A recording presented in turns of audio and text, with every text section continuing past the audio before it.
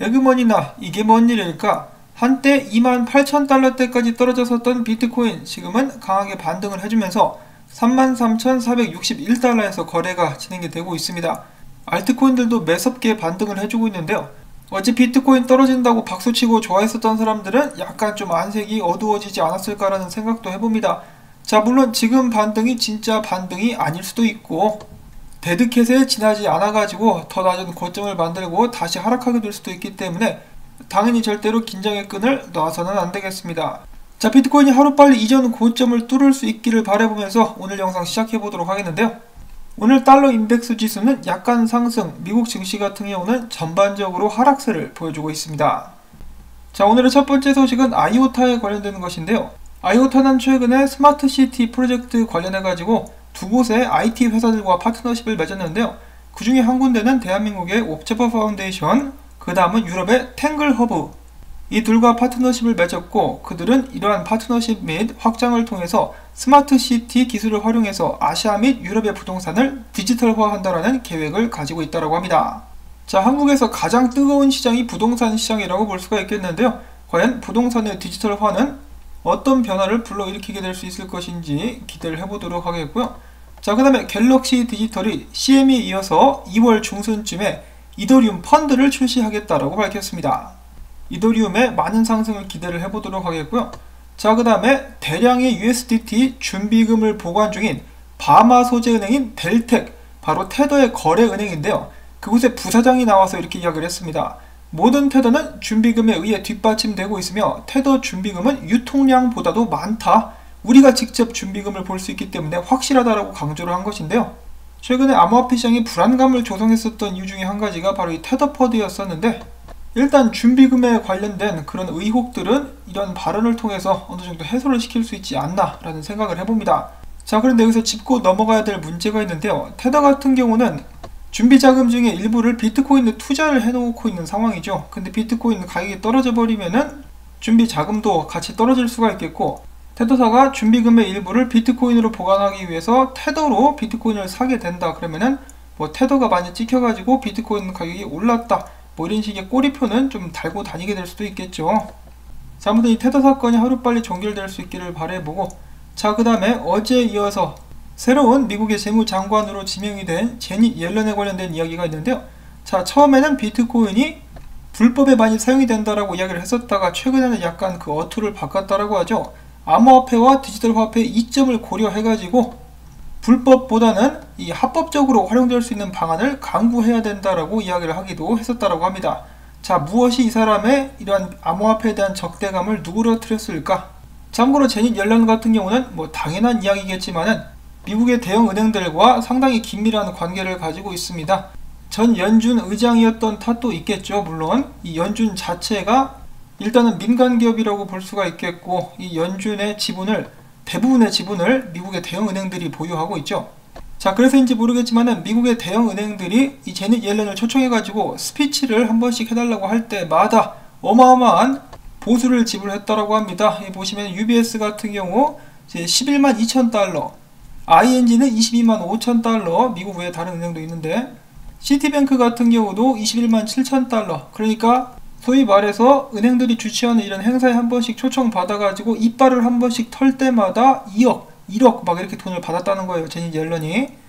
그러니까 당연히 이 모든 것들은 은행들에 유리하게 앞으로도 돌아갈 수밖에 없을 것입니다. 정말 밀접한 관계를 가지고 있기 때문인데요. 자, 물론 본인이 비트코인에 투자를 한다라거나 이제 대형 은행들이 제닛 옐런에게 비트코인의 친화적인 정책을 펼쳐달라고 요구를 하게 된다라면은 달라질 수는 있겠습니다. 자, 그리고 제닛 옐런 관련된 재미난 짤이 있어가지고 가지고 와봤는데요. 이 청문회인 것 같은데 뒤에 있는 이 건실한 이 청년들, 비트코인을 매수하라라고 사인을 써서 TV에 내보내고 있는 아주 역사적이고 자랑스러운 장면이 포착이 되었습니다. 자, 그 다음 소식도 미국에 관련된 소식인데요. 최근에 비트코인 및 암호화폐에 대해서 굉장히 긍정적인 발언을 공개적으로 했었던 마이애미 시장이 다음 주에 암호화폐 팀을 구축해가지고 발표를 할 것이다, 이와 관련된 발표를 할 것이다 라고 이야기를 했습니다. 그들에게는 두 가지 목표가 있는데요. 첫 번째로는 이 마이애미 내에서 지불을 위한 암호화폐를 받아들이는 것인데, 마이애미 시 자체에서 암호화폐를 보유하진 않을 것이고 이제 수탁 업체를 고용하게 될 것이라고 하네요. 이를 위해서 다음 주에 몇 가지 주요 발표를 하게 될 것이며 이미 이를 위한 팀을 꾸리고 있다라고 밝혔습니다. 자, 과연 마이애미가 미국에서는 첫 번째로 암호화폐가 상용화되는 도시로 거듭나게 될 수 있을 것인가? 기대를 가지고 상황의 발전 정도를 지켜보도록 하겠습니다. 마이애미 가자. 자, 그 다음에 지금 보시고 있는 것은 알트코인 차트인데요.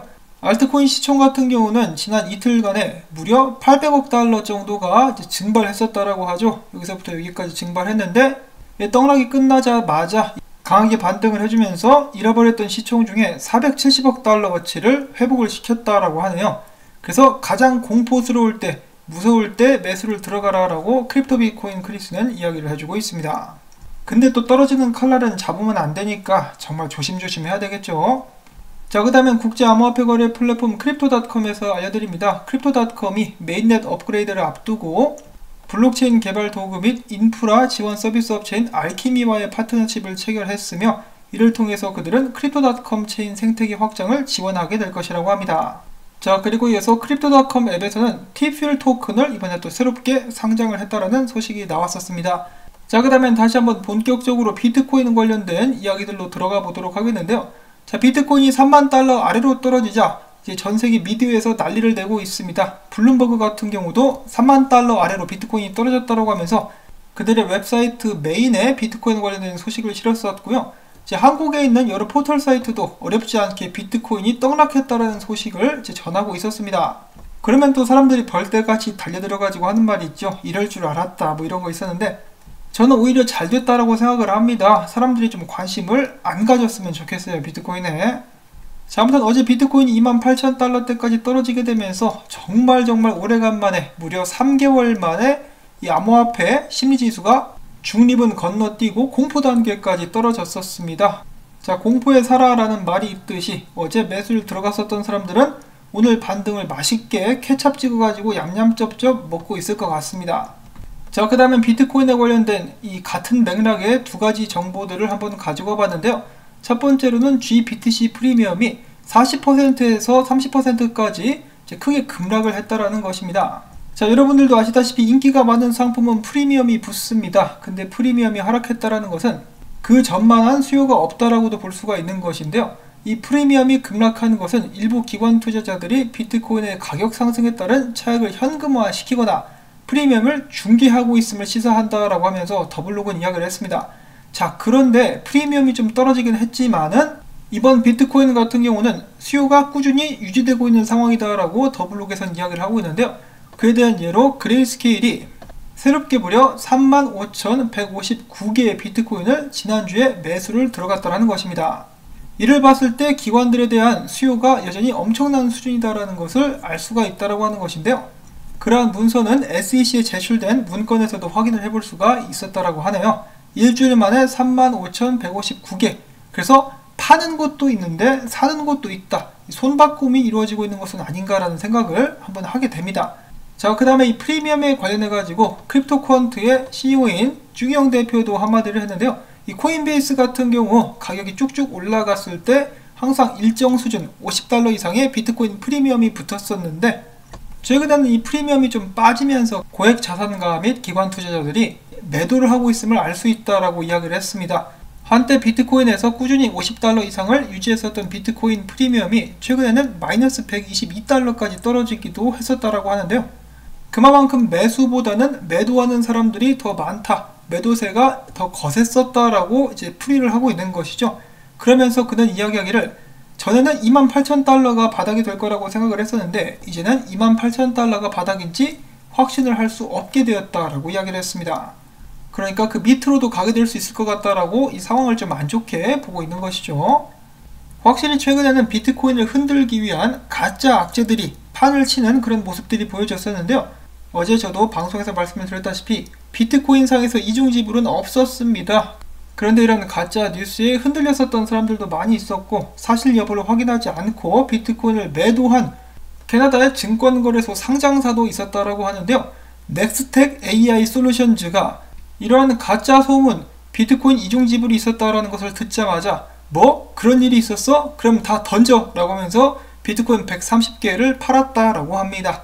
이거 뭐 거의 코린이가 할 법한 실수를 이 상장사가 했다라고 볼 수가 있겠는데요. 자, 그러자 마이크로스트레이지 같은 경우는 얌얌 비트코인이 조정을 받자 314개의 비트코인을 추가적으로 매입을 했다라고 합니다. 참고로 평단가는 31,808달러라고 하네요. 그래서 여기서도 손바뀜 현상이 좀 일어나고 있는 것은 아닌가. 자, 그리고 이어서 비트코인 매입에 관련된 소식은 또 있는데요. 스카이브리지, 얼마 전에 비트코인 펀드를 조성한다라고 해서 크게 화제가 됐었는데요. 이들의 사업 구조 방식도 이제 GBTC랑 좀 비슷합니다. 고객들이 비트코인을 원해서 매수 요청을 하게 되면은 그 자금을 받고 비트코인을 대신 구입해서 피델리티 쪽에다가 수탁 업무를 맡긴다라고 하는데요. 그 말인 즉슨 이 고객들이 이미 4천억 원 정도나 되는 규모의 비트코인을 사들였다라고 볼 수가 있는 것이죠. 자, 물론 중간에 이런저런 비용이 들긴 하겠습니다만은 대략적으로 그 정도로 굉장히 많은 비트코인 수요가 있다라고 볼 수가 있는 것입니다. 참고로 이 회사 같은 경우는 오로지 비트코인에만 관심이 있다라고 하네요. 자, 그리고 최근에 아시아 세션만 되면은 암호화폐 시장이 덤핑한다라는 말이 계속해서 나오고 있었는데요. 암호화폐 시장 데이터 분석 업체 메사리에 의하면은 중국을 중심으로 해가지고 실제로 아시아가 세계 암호화폐 거래 절반을 차지하고 있다라고 합니다. 이는 미국과 유럽을 합친 규모에 달한다라고 하는데요. 그만큼 아시아 지역에서 암호화폐 시장에 끼치는 영향이 크다라고 볼 수가 있는 것이겠죠. 자, 한 가지 마음에 걸리는 것은 대부분의 거래들이 이제 중국에서 많이 발생을 하고 있다라는 것입니다. 한마디로 중국에 의해서도 시장이 좌우될 수가 있다라는 것이기도 한데 이제 항상 뭐든지 독점하려고 하죠. 중국에서 비트코인 채굴도 그렇고 이 작년이었던가 재작년이었던가 이 시진핑 빔이 있지 않았습니까? 그때는 상승이었지만은 만약에 반대로 이 시진핑이가 비트코인에 대해서 또 안 좋게 이 암호화폐 업계를 압박한다는 소식이 나오게 된다라면은 뭐 중국을 축으로 해가지고 또 암호화폐가 흔들리게 될 수도 있겠죠. 특히 중국에서 최근에 그들의 디지털 화폐 발전에 열을 올리고 있는 상황에서 암호화폐가 눈에 가시로 들어오게 된다라면은 다시 한번 암호화폐를 공격하게 되지 않을까라는 그런 불안감도 가질 수밖에 없겠습니다. 그런데 그 반대로 봤을 때 수많은 중국의 부호들은 이 디지털 화폐를 달갑게 여기지 않을 거예요. 자신들의 수많은 부를 공산당들이 감시를 한다라고 생각해 봤을 때 당연히 좀 감추고 싶을 겁니다. 가장 좋은 방법은 비트코인 및 암호화폐가 될 수 있을 것이라고 볼 수 있겠는데, 자, 과연 비트코인에 어떤 영향을 앞으로 끼치게 될 수 있을 것인가 이제 약간 우려가 되기도 합니다. 자, 뭐 여담이기는 합니다만은 한국에는 이 김치 프리미엄이라는 단어가 있죠. 외국에서도 통용되는 단어인데 중국은 최근에 한복에 의해서 김치도 자기 나라 것이라고 우기고 있죠. 하나 둘씩 한국의 기술, 상표, 부동산 그 외 여러 가지들을 빼앗아가고 훔쳐가고 있는 중국이라고 볼 수가 있겠는데요. 조만간에 김치 프리미엄이란 단어도 이제 중국에서 나온 것이다. 중국 투자자들에게만 쓸 수 있는 것이다 라고 우기지 않을까. 뭐 그런 생각도 들기도 합니다. 자, 그 다음에 마지막으로 비트코인 분석들 한 번씩 또 돌아보도록 하겠는데요. 지금 하락을 예상하는 분석 그리고 상승을 예상하는 분석 이렇게 엇갈리고 있는 상황이 연출이 되고 있습니다. 자, 만약에 비트코인이 34,000달러대까지 올라갔다가 저항을 뚫지 못하고 다시 한번 크게 하락하게 되면 어떻게 되겠느냐. 특히나 또 곧 있으면 중국에서 비트코인을 많이 파는 시즌이 다가오고 있죠. 춘절이었던가. 그러면 하락세가 강해질 수도 있겠는데 그러면은 울어버릴 거야 뭐 이런 식으로 이야기를 하는 사람들도 있었고, 그 다음에 다시 한번 무서운 분석의 적중력을 보여주고 있는 크립토 벌브는 이야기하기를, 자, 이것은 일단 이전 분석인데요. 아마 이런 식으로 비트코인이 4만 달러까지 반등했다가 떨어지지 않겠느냐라고 예측을 했었는데 이제 굉장히 비슷한 모습으로 가고 있죠. 그러면서 그는 이야기하기를 최근에 있었던 이 드래곤플라이 도지 캔들 같은 경우는 나는 절대 믿지 않는다.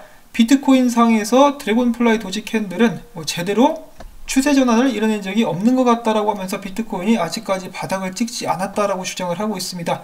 그러면서 조만간에 앞에서 나왔었던 그 분석과 마찬가지로 34,000달러대에서 이제 저항을 뚫지 못하고 결국은 24,500달러대까지 추락하지 않겠느냐라는 예측을 남기고 있다라고 하네요. 제발 이 분석은 어긋날 수 있기를 바라보고요. 자, 그 다음에 유명 분석가 인컴샤크 같은 경우는 이렇게 보고 있습니다. 이런 식으로 이제 지지받고 바닥 찍고 계속 상승할 거야 라고 하면서 본인은 어제 3만 달러 근처 그리고 32,000달러 근처에서 매수를 들어갔는데 지금 수익권이라고 합니다. 그래서 지금부터 이제 추가적으로 상승을 할 수 있지 않겠느냐 라고 예측을 하고 있었고, 여기 있는 크립토 보스라는 사람도 지금 비트코인 최근에 하락 추세를 이 작은 하락 추세를 뚫었기 때문에 나쁘지 않다라고 상황을 보고 있었습니다. 그 다음에 칼리오라는 사람 같은 경우도 비트코인이 이런 식으로 저항들을 뚫고 올라갈 수 있을 것이다 라고 기대를 하고 있는 상황. 자, 과연 비트코인은 이 반등의 기세를 쭉 이어나갈 수 있을 것인가? 아니면은 더욱더 험난한 여정이 비트코인의 앞날을 기다리고 있는 것일까? 흥미진진한 암호화폐에 관련된 상황들 계속해서 지켜보도록 하면서 오늘 영상은 여기서 또 마무리를 짓도록 하겠습니다. 오늘 나온 여러가지 정보들 여러분들께 도움이 되셨다면 제가 앞으로도 계속해서 채널 유지하고 열심히 일할 수 있도록 토마토밭에 맛있는 계란빵 던져주기 광고 시청을 통해서 부탁을 드리면서 저는 다음에 새로운 소식 가지고 인사를 드리겠습니다. 안녕히 계십시오.